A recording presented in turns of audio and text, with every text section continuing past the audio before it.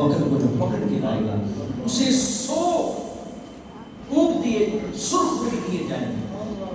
یہ سرخ اونٹ سمجھ لو آج کل دی لینڈ کروزر دے برابر، یہ اس قدر مہنگی جو سرخ اونٹ ہوتا، تو 100 اونٹ دیے جائیں گے۔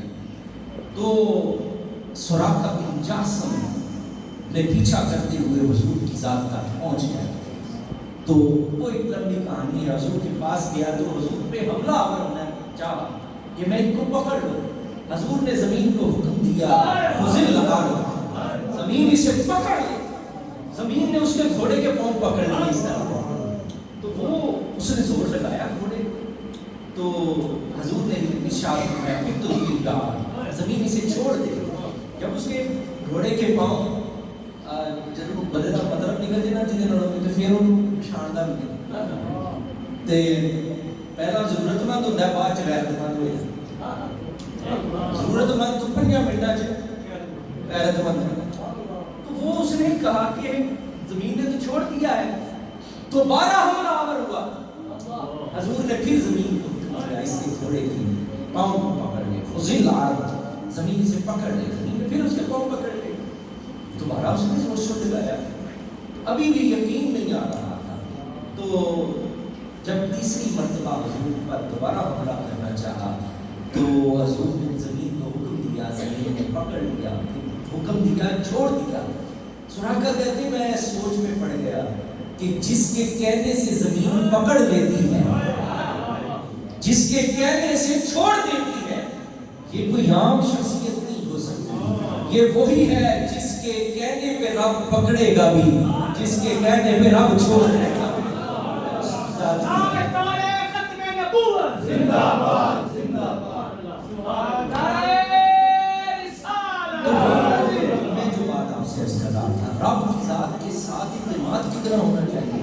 حضور نے اس وقت حضرت سراقہ سے ارشاد فرمایا، سراقہ ایک وقت آئے گا، کسرا فتح ہوگا، ایران سے کنگن آئیں گے، اس وقت تک تم مرے گا نہیں جب تک وہ سونے کے کنگن تیرے ہاتھوں میں نہ ملے۔ یقین کی بات، اب ذرا دیکھیے حالات کیسے، حالات یہ ہیں کہ اپنے شہر والوں نے نکال دیا ہے، ان سے چھپتے چھپاتے یہاں پہنچے، اگلی منزل کی ابھی خبر نہیں کہاں پہنچنا ہے، ایک طویل سفر ہے، لیکن رب کی ذات پر اعتماد دیکھیے۔ اس وقت بے سر و سامانی کی آدم میں بھی یقین تھا اپنے رب کی ذات پر، ایک وقت آئے گا اسلام کو رب اتنی وسعتیں دے گا، اتنی عظمتیں دے گا۔ سپر پاور تھی اس وقت کسرا، تو اس کو فتح کیا جائے گا۔ حضرت سراقہ کو یقین ہو گیا اس بات کا۔ ایک دفعہ جنگ ہو رہی تھی تو سراقہ کہنے لگے مجھے مجنیق میں ڈال کے اس قلعے کے اندر پھینکو، میں اندر سے جا کے کنڈی کھول دوں گا، تم داخل ہو جانا اس قلعے میں۔ تو لوگوں نے کہا کوئی انسان پالنا یہ بہت گل کی بات ہے، سراقہ تو بچے گا، تو کنڈی کھولے گا جا رہا ہے، تو مر جائے گا۔ لیکن یقین دیکھیے سراقہ کہنے لگے میں نے ابھی مرنا نہیں، میں نے ابھی مرنا نہیں ہے۔ نے کہا وہ کیسے؟ تو سراقہ کہنے لگے میرے نبی نے ارشاد فرمایا کہ سراقہ کسرا ایران فتح ہوگا، تیرے ہاتھوں میں کنگن پہنائے جائیں گے، اس وقت تک تو دنیا سے رخصت نہیں ہوگا۔ جب یہ بات ہو گئی حضرت سراقہ، یہ دیکھیے اعتماد اللہ کی ذات پہ ایسا ہونا چاہیے۔ سراقہ پہلے حضور کا اعتماد اپنے رب کی ذات، اب سراقہ کا اعتماد اپنے رب کی ذات پر۔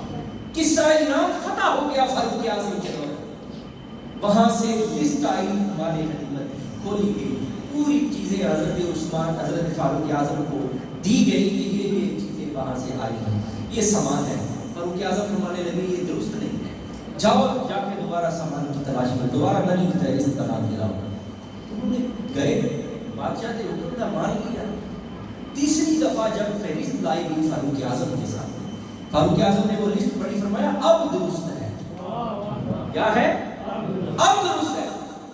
تو انہوں نے کہا آپ کو کیسے یہ ہوا؟ کہنے لگے کہ میرے نبی نے ارشاد فرمایا تھا کسرا ایران فتح ہوگا، وہاں سے سونے کے کنگن آئیں گے اور وہ سراقہ کو پہنائے جائیں گے۔ پہلی 2 لسٹوں میں تو کنگنوں کا ذکر ہی نہیں تھا۔ تو مجھے یقین ہے محمد رسول اللہ کی زبان ہے، اعتماد اپنے نبی کی ذات پر ایسے ہے. جب حضرت سراقہ کو بلایا گیا، کنگن پہنائے گئے، تو سراقہ نعرے بلند کر رہے تھے، صدقتا یا رسول اللہ، صدقتا یا رسول اللہ، صدقتا یا سراقہ کو اپنے نبی کی زبان پر بھی اعتماد، فاروق اعظم کو اپنے نبی کی زبان پہ اعتماد، اور محمد رسول اللہ کو اپنے رب کی ذات والا صفات پر اعتماد تھا.